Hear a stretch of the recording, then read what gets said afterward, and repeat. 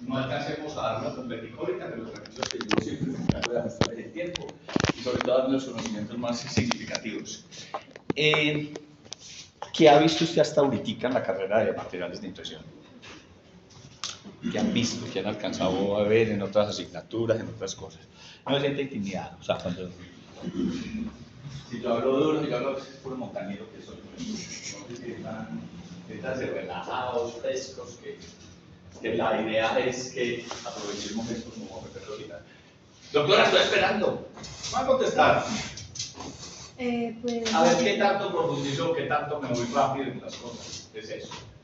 las impresiones es como para copiar. No, ¿qué tanto han visto? O sea, ¿ya han visto algo de materiales de impresión? ¿En qué semestres? ¿Creen que ya están bien? ¿Desde primero? Bueno, pero si mucho, poquito... A ver, porque aquí hay una cosita, entonces la paso un poco más rápido. Ya, era eso. Bueno, recuerden que a ustedes les ha tocado una de las épocas donde más cambios ha habido en cuanto a desarrollos tecnológicos. Y algo que va a ser reemplazado, ya en un gran porcentaje está siendo reemplazado, es en cómo se toman las impresiones hoy en día. ¿Cierto? Ya normalmente se toman impresiones de escáneres intraorales. Pero ojo, los escáneres electroorales, como vamos a ver al final cuando veamos las técnicas de impresión definitiva, están ahorrándonos o están evitándonos, ¿dónde está?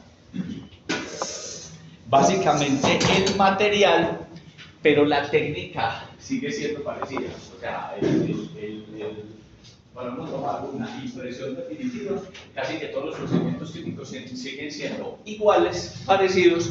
Lo que varía al final es si tomo una cubeta o si cojo un escáner intraoral. Entonces vamos a ver primero las definiciones de escáneres, ustedes de todas formas tienen que seguir fundamentados en impresiones analógicas. Cuando decimos impresiones analógicas hablamos de las que se hacen así, en físico, con el material de impresión y con una cuerda.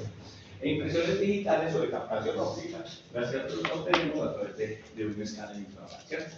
¿Qué es una impresión? Es un conjunto de procedimientos clínicos para registrar, copiar o reproducir en negativo, ¿cierto? Uno tiene un positivo, que son los dientes, que son las estructuras bucales, y el negativo es esto que se obtiene, ¿sí? ¿Para qué se hacen las impresiones las impresiones? Para obtener modelos. Es así de sencillo, para eso se toman impresiones. Las impresiones son para obtener modelos. ¿Para qué son importantes los modelos? Los modelos son muy importantes para hacer muchos procedimientos que sería difícil realizarlos directamente con. Eso nos va a facilitar la vida desde varios puntos de vista. Buenos días. Desde el punto de vista de diagnóstico, ¿cierto? Cuando nosotros tenemos que diagnosticar a un paciente, y ustedes están fresquitos, que vienen de ver toda la fundamentación en articulación temporomandibular, ustedes han visto que los montajes en articulado nos permiten hacer un diagnóstico mucho más acertado, porque no tenemos carrillos, ni tenemos lengua, ni tenemos estructuras anatómicas que hacen difícil que vamos a hacer el análisis de muy bien. Entonces, básicamente es en eso, no solo en rehabilitación oral, también en ortodoncia. Muchas veces los modelos los tenemos que hacer para valoraciones indirectas, cuando estamos haciendo reparaciones múltiples en boca. Cuando hacemos reparaciones múltiples en boca, muchas veces es para realizar prótesis faciales fijas, ¿cierto? En la fundamentación que ustedes han recibido ahorita en preparaciones para corona completa, ustedes han visto que debe haber paralelismo entre las paredes, ¿cierto? La mesial con la distal, la vestibular con la palatina lingual. Cuando uno empieza a realizar prótesis facial fija, la vida se complica un poquito más, porque ya no es solo obtener en cada diente esa condición de paralelismo, sino en los dientes entre sí. Yo tengo que tener una vía común de inserción, o sea, que mi fijo entre y salga. Entonces, a veces, cuando son múltiples unidades en boca, uno tiene que tomar un material de impresión, una cubeta, tomar una impresión, hacer un vaciado, retirarlo e ir a un paralelómetro a verificar si realmente esas preparaciones sí están guardando el paralelismo entre sí, que es clave ahí. A eso es lo que le llamamos valoración indirecta. Ese es uno de los ejemplos, pero hay muchos para hacer valoración indirecta. Y otro de los aspectos más importantes con los que podemos hacer cuando obtenemos modelos, que obtenemos de las impresiones, es para obtener modelos de trabajo en las cuales podamos hacer procedimientos de laboratorio. En esto también los cambios que hay en este momento son impresionantes y es hacia donde vamos. Digamos aquí en la universidad, desde el 2016, 2017, tenemos aquí un aparato de CAD/CAM. Las siglas del CAD/CAM, ustedes lo conocen, que son diseño asistido por computador, las siglas en inglés CAD, y CAM es manufactura hecha en computador. CAM, ¿cierto? CAD/CAM. Aquí tenemos eso está muy desarrollado, y ahorita yo llegué a la clínica del programa nuevamente, yo quiero que esto suba, porque es que esto es lo que les va a tocar a ustedes. Igual los quiero ver fundamentados en esto. Ese CAM es, o esos procedimientos ya los laboratorios están pasando a ser laboratorios digitales. Ya la digitalización es una realidad, aunque todavía tenemos que hacer muchos procedimientos analógicos, tanto en impresión definitiva como en modelos, pero igual hay muchos procedimientos que cuando tenemos modelos físicos, que es lo que estamos hablando básicamente del día de hoy, pero ya tienen que saber que hay otras posibilidades, que hablaremos un poco luego de eso. Muy bien, para eso básicamente es eso. ¿Qué tipos de impresiones tenemos? Hace unos años no eran sino impresiones analógicas. Ahorita tenemos impresiones convencional o analógica. Cuando decimos convencional o analógica, como que lo había mencionado, es la impresión que tomamos con materiales físicos, una cubeta y algún material de impresión, ¿cierto? Y hay impresión digital. Lo que pasa es que cuando uno dice impresión digital, el término puede entenderse diferente, ¿cierto? Porque impresión digital realmente es la producción 3D de algún elemento, que eso también está en mucha boga ahorita. Uno debería decir que lo que uno obtiene, en vez de lo correspondiente a una impresión convencional analógica, sería como una captación óptica, ¿cierto? O un escaneo, por eso pues, lo que reemplaza a estos son los escáneres, o un escaneo de las estructuras que uno necesita, pero se llama impresión analógica convencional o impresión digital, para que diferenciamos los dos tipos de impresiones que podemos tener en este momento, ¿cierto? Nosotros podemos tener impresiones preliminares e impresiones definitivas, ¿sí? La impresión digital, a su vez, puede ser directa intraoral. Yo creo que su nombre es cuando necesitamos registrar lo que el paciente tiene en boca. ¿Qué se hace? Sencillamente se coge el escáner, la directa intraoral, se toma el escáner y se hace la captación de la estructura dentro de la boca. Pero cuando uno no tiene el escáner en el consultorio, hay otra que se llama indirecta extraoral. ¿Cuál es la indirecta extraoral?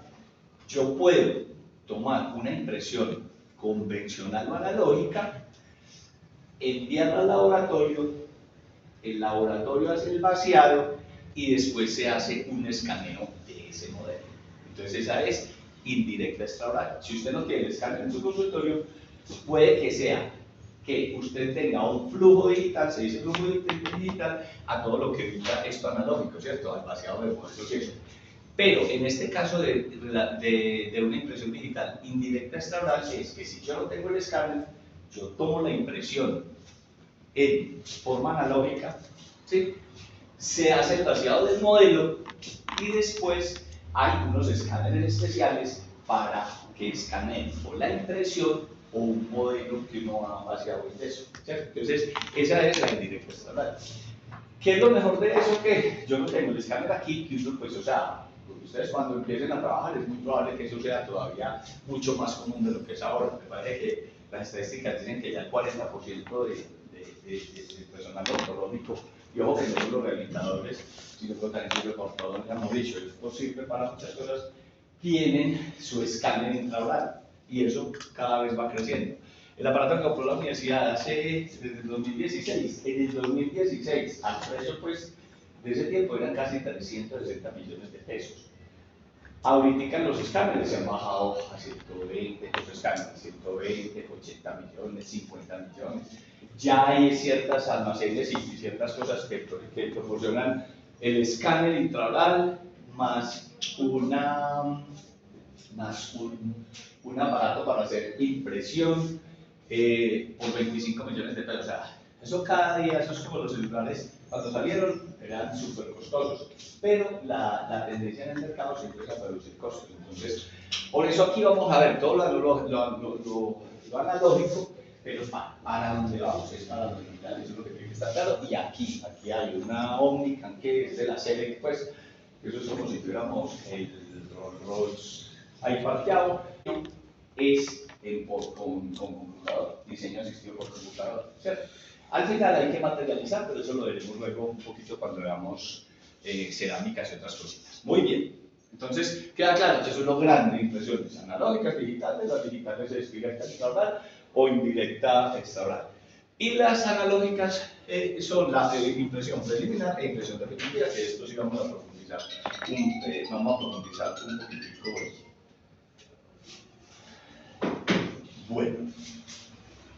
Normalmente cuando se obtienen estos archivos en escáner, no vamos a profundizar mucho hoy porque sería tema para luego, pero uno puede obtener unos archivos que hay uno que es DSM, el STL y el PLY.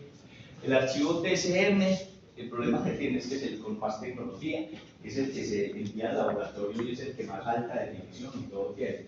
¿Cuál es el problema? Que lo tendría que tener el laboratorista para poder interpretar qué es lo que hay ahí. Los archivos STL son los más utilizados. ¿Por qué son los más utilizados? Porque los acepta cualquier computador. Cualquier computador acepta un STL, ¿cierto?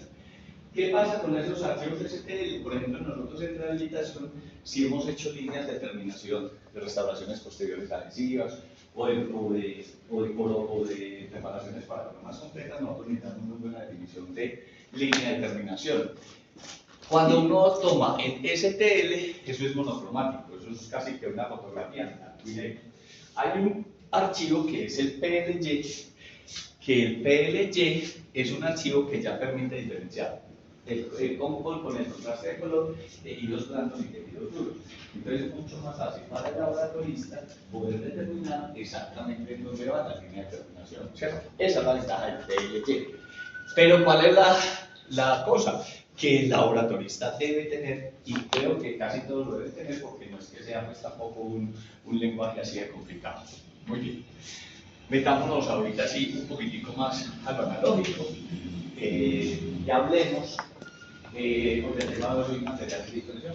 Yo lo veo bien y es lo que tengo que dar. Entonces me dicen, yo puedo clasificar los materiales de impresión según puedo clasificarlo de varias formas. Una forma de clasificarla sería según su composición. Según su composición química no me dice tanto, no me interesa tanto eso, ¿cierto? Hay otras según su reacción de polimerización y endurecimiento. O sea, yo estoy hablando de materiales de impresión que fragúan o materiales de impresión que polimerizan, ¿verdad? Tampoco me dice tanto.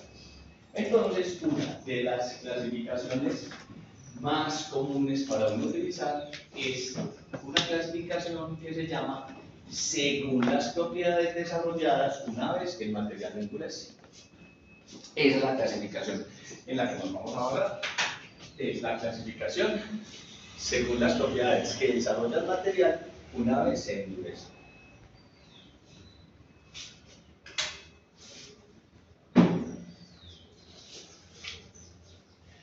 Y la clasificación es tan sencilla como decir que los materiales pueden ser no elásticos o rígidos y materiales elásticos.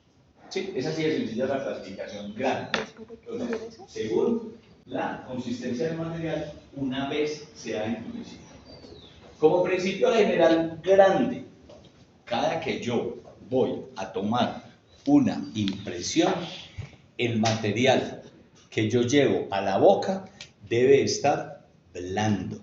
Todo material, pues si no, no me puede tomar la impresión, ¿cierto? Todo material debe ser blando. ¿Cómo vamos a clasificar estos materiales? Yo llevo el material blando a la boca, cuando se endurece, ¿qué pasa? Puede pasar que el material sea completamente rígido, o sea, que quede completamente rígido, y a eso le llamamos materiales no elásticos. Entonces son materiales que reaccionan al viento, rigidez y poca o ninguna elasticidad. Y el uso más frecuente para estos materiales es para tomar impresiones de zonas desdentadas, zonas sin ninguna retención. ¿Sí? Muy bien. ¿Cuáles son? Yeso tipo 1 de París. O sea, hace años, pero yo también, que no me tocó ni a mí, se tomaban impresiones con yeso tipo 1. ¿Sí? Ojo, eran espacios desdentados. Yeso, sí, yeso. ¿Se metía a la boca? Sí, se metía a la boca. Pero ojo, uno se lo imagina con dientes, es imposible, eso no lo retira nadie. Pero como eran zonas desdentadas, sí se podía retirar. Por lo difícil del manejo, por lo frágil que se volvía el modelo perdón, la impresión cuando ya estaba tomada y después para hacer el vaciado era un problema, entonces eso no se volvió a utilizar. Hay compuestos de modelar Godiva o modelina, también se llama en inglés compounds, el compound, que ya tampoco se utiliza tanto, a no ser que sea para ciertas técnicas especiales para tomar impresiones en zonas desdentadas, pero no es lo común, no es lo más común, ¿cierto? Godiva. Hay un material que son las pastas inquenólicas. La pasta inquenólica es un material a base de óxido de zinc con la que sirve para tomar impresiones definitivas. Todavía existe, ¿cierto? Es un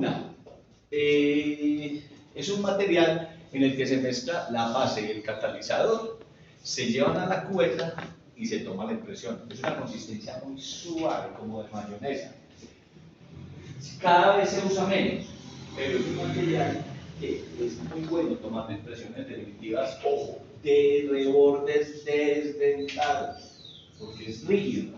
O sea, ese material cuando uno lo está mezclando es suavecito, ya parece mayonesa, como les digo, así de fluido es. Pero cuando endurece queda muy rígido. Pero que es rígido, pero es frágil. O sea, si usted trata de modo muy rígido, se puede fracturar. Pero ojo, es un material que aún hoy en día se puede utilizar. ¿Qué ventaja tiene? Que es muy económico, demasiado económico. O sea, la desproporción que hay entre una silicona regular y un compuesto sincronólico, digámoslo así, es mientras la silicona vale 100.000, no estoy diciendo precios reales, sino la proporción. Una pasta sincronólica podría costar 30.000, ¿cierto? Y se puede utilizar para tomar impresiones definitivas. No es que no se pueda, se puede. Lo más que ahorita uno busca materiales que sean más cómodos y más predecibles, como lo vamos a ver más adelante con las siliconas. Ceras para toma de impresiones, que eso ya casi no se utiliza, y polímeros para toma de impresiones. Básicamente aquí cuando hablamos para polímeros para toma de impresiones, normalmente lo que hacemos es los polímeros, el acrílico con el que tomamos los patrones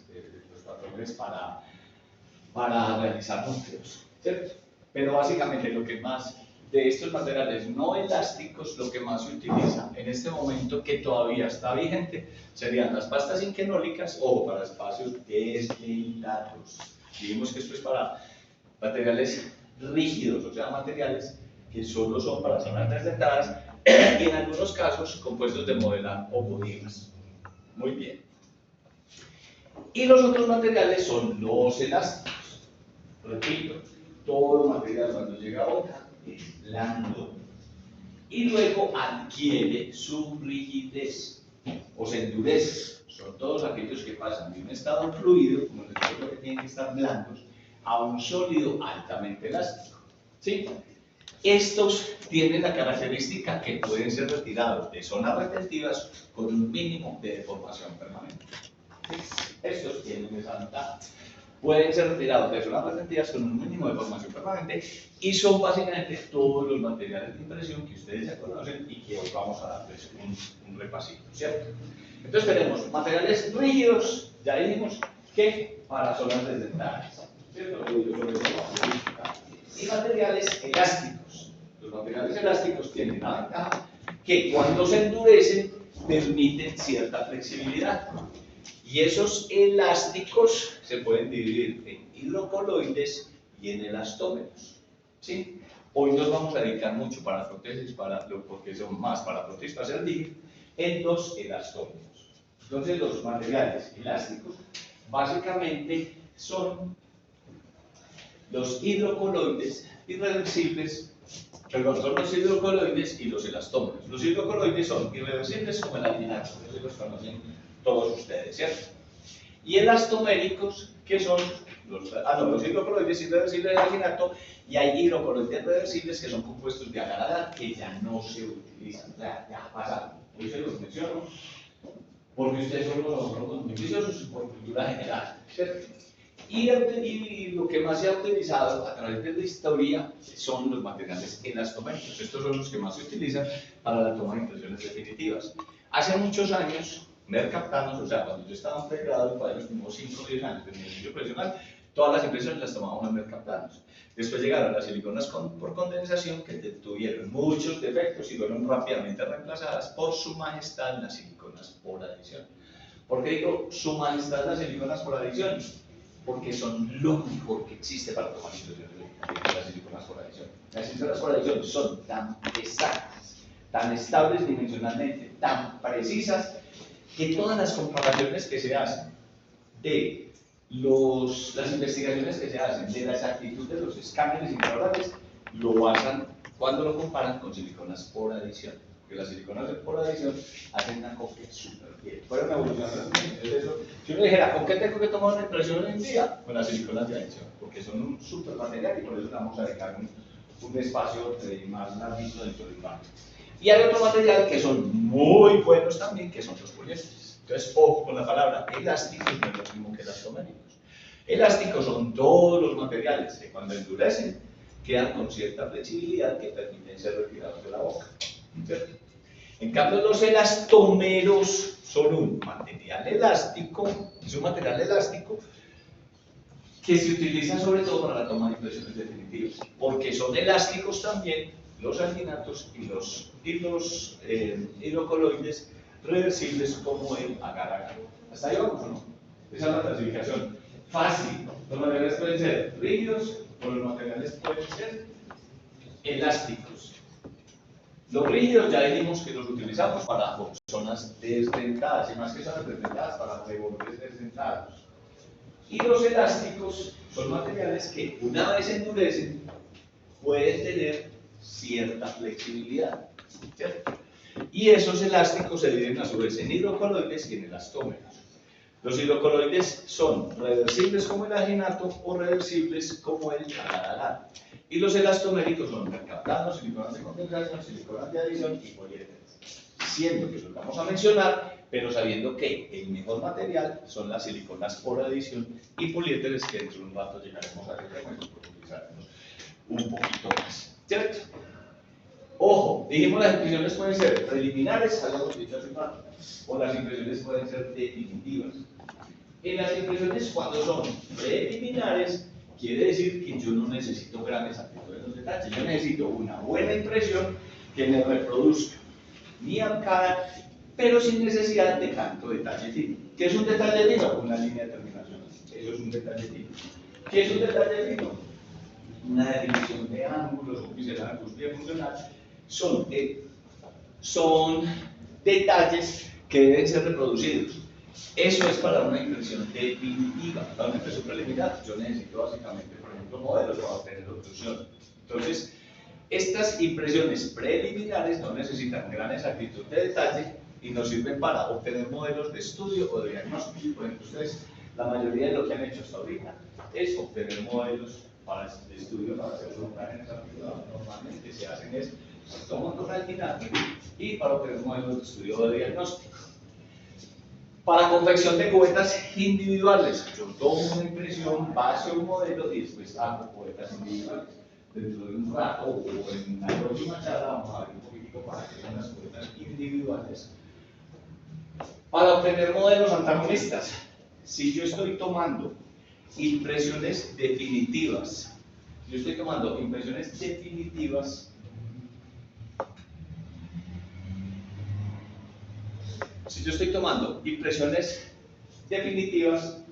yo tomo con el material de silicona, o sea, con el material costoso, eso lo hago con silicona, pero el modelo antagonista no lo voy a poner hasta una silicona, o sea, ese lo puedo tomar porque es una impresión preliminar que no necesito detalles, ese lo puedo tomar simplemente. Entonces, el modelo antagonista, si no tiene preparaciones ni nada importante para hacer en restauración, se obtiene el modelo antagonista de donde están las restauraciones en alginato. Normalmente también se utilizan esas impresiones preliminares para la obtención de modelos en ortodoncia y ortopedia. Y de esto ustedes ya vieron un poquito, vamos a hacer un repaso rápido, porque ustedes lo vieron. Pero el material para la toma de impresiones preliminares en este momento son los alginatos. Ojo, el alginato es para toma de impresiones preliminares. Los escáneres intraorales nuevos también toman impresiones preliminares. ¿Cierto? Y como mecanismo de mercadeo, cuando el paciente le llega a usted y se le pone una cámara intraoral y le ayuda a hacer el diagnóstico y eso, desde el punto de vista del mercadeo, el paciente ya le gusta más. Entonces, por eso es que hay que hacer el esfuerzo de tener eso, porque si esto fue que esas primeras impresiones van a ser muy importantes, entonces el paciente dice, este va bien. Pero igual, el día que llegan, uno también puede tomar impresiones en el alginato para hacer esos modelos. Alginatos hay todos los precios, sabores, colores, de todo, ¿cierto? Lo que tienen que tener en cuenta es que así el vendedor les diga que es el mejor alginato, que es súper preciso, poco, no sirve ni no, para modelos. Para lo que dijimos, ¿cierto? Modelos antagonistas, modelos para procedimientos de laboratorio de ortodoncia, para modelos antagonistas de restauración escáner, ¿cierto? Por bueno que sea el alginato, siempre será un material para impresión preliminar. Punto. ¿Listo? Muy bien. Algunos vienen en bolsas, otros vienen en tacos, o vienen en porción individual. Dentro de lo normal, esto no lo tenemos en cuenta. Yo pensé que aquí en la clínica éramos superviciosos midiendo las proporciones de polvo y líquidos que viene por el fabricante, que es lo ideal. Esto hecho el cálculo con unos riesgos. El riesgo mayor que siempre se corre es que la mezcla queda un poquitico fluida y a veces copia menos de lo que debe copiar. Entonces sería maravilloso que esto se tuviera en cuenta y eso normalmente lo traen los fabricantes. Eso se hace en tazas de caucho, una taza de caucho que sea flexible pero no tanto y con espátulas que sean rígidas, porque uno necesita darle duro mientras está haciendo la mezcla contra las paredes de esto, ¿cierto? Normalmente eso se toma con cubetas de fábrica. Las cubetas de fábrica son perforadas, las cubetas de fábrica pueden ser metálicas perforadas, pueden ser metálicas lisas o pueden ser plásticas. O con esas cubetas plásticas que se llaman cubetas plásticas rígidas.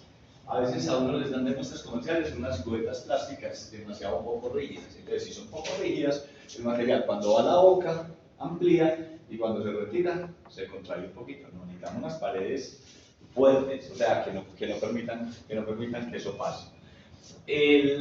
Normalmente el mezclado es manual, pero ojo, aquí tenemos aparato de mezclado también en el laboratorio de la universidad. Y ojo que eso es de todos ustedes, eso no es solo de entrada. Allá hay una máquina que no puede hacer el mezclado de esto, lo mismo que el mezclado de esto. Y son aparatos de una tecnología costosa, pues, que hay que pedirle a los profesores que lo utilicemos, ¿cierto? Bueno, estos son generalidades, acuérdense que vienen algunos alginatos que cambian de colores, dependiendo del momento en el que hacemos un cambio. Los colores no son universales, a veces esto empieza de color tal, después se vuelve violeta, entonces la cosa que son es más o menos. En cada producto trae su correspondiente especificación. Lo que uno sí tiene que evitar siempre de los colores. Y como consejo grande general, si cuando uno está haciendo la mezcla, carga la cubeta, el material medio se empezó a oscurecer, o sea, si ustedes hacen un proceso de endurecimiento, aborte la toma de la impresión, no la tome porque no le va a quedar buena, ¿cierto? Esto tiene un tiempo que es para mezclar, el tiempo de trabajo antes de introducirlo a la boca, o hay que llevarlo cuando todavía el material esté blando. Muy bien, mire que algunos vienen con estos colores, pero eso pues no es completamente universal, por eso le paso rápido, antes lo digo para foto. Dale, director. Muy bien, porque esto no es de todo tiempo, pero lo que decimos es el tiempo de mezcla, tiempo de trabajo y el tiempo que debe estar en boca. Ojo en la temperatura de almacenamiento, ciudades como Manizales que es fría, pero con un ambiente húmedo impresionante, eso tiene que estar súper cerrado, ¿cierto? Y la contaminación por humedad del aire ambiental es lo que se decía básicamente aquí. Ojo, tener dos tazas separadas, esas tazas de caucho son muy baratas. Y uno tiene que tener una para el vinaco y otra para el yeso. A veces quedan partículas de yeso que pueden distorsionar y dañar los modelos a futuro. Ojo con los alginatos, aunque eso lo han mejorado mucho. Siempre que vayan a preparar alginato, tengan tapabocas puestos. Esos tienen unos compuestos de sílice que son muy nocivos para los pulmones. Siempre tengan, o sea, acuérdense, si lo tienen en la rodada, mezclar bien y ponerse tapabocas cuando hagan la mezcla. Eso ha mejorado mucho, ya no es como antes que eran mucho más nocivos. La reacción de endurecimiento de un alginato se llama gelificación, ¿cierto? Una gelación. A mayor temperatura del agua, menor tiempo de secación. Y hay un protocolo de desinfección. Uno dentro de lo normal tiene que saber que la impresión del alginato usted la toma y la tiene que descontaminar rápidamente. Hay varias formas para descontaminar. Una es esta, es un enjuaguecito suave de la impresión. Se atomiza el hipoclorito de sodio desde una disolución de 1 en 10. Y luego la cubeta, perdón, con el alginato se envuelve en una toalla húmeda, pero no que destile agua, sino una toalla húmeda, y se pone en una bolsa plástica sellada, 10 minutos, ¿cierto? Ojo, si su laboratorista, usted lo llama, ya demora media hora, 1 hora para llegar, tiene que hacer usted el vaciado. Los modelos obtenidos con alginato, el vaciado tiene que ser inmediato, o si no hay riesgos de que se encoja esa impresión, y si uno hace ese proceso se llama sinéresis, que digamos en un ambiente muy seco se evapore algo de agua, entonces el modelo, cuando uno lo vacía, o sea, se encoge la cubeta. ¿Qué pasa si se encoge el alginato? Cuando se hace el vaciado, el modelo va a ser un poco más pequeño. Por eso si uno se demora mucho para hacer un vaciado, hace después el vaciado y va y la pone, por ejemplo, en una placa Starbucks, en un aparato de vacío, queda con cero detección. ¿Por qué? Porque de pronto esa impresión perdió agua, que se llama sinéresis, y se encogió, entonces el modelo queda más estrecho. O puede ser que ustedes también cojan la cubeta con el alginato, la echen en agua y eso se sobreexpanda. Entonces el modelo es mucho más grande de lo que debiera quedar cuando se hace el vaciado. Entonces, ojo con ese fenómeno de sinéresis y ese fenómeno de inhibición, porque el vaciado de los alginatos debe ser inmediato. Hasta ahí vamos. Ese es lo que pasó al final. ¿Está bien? No.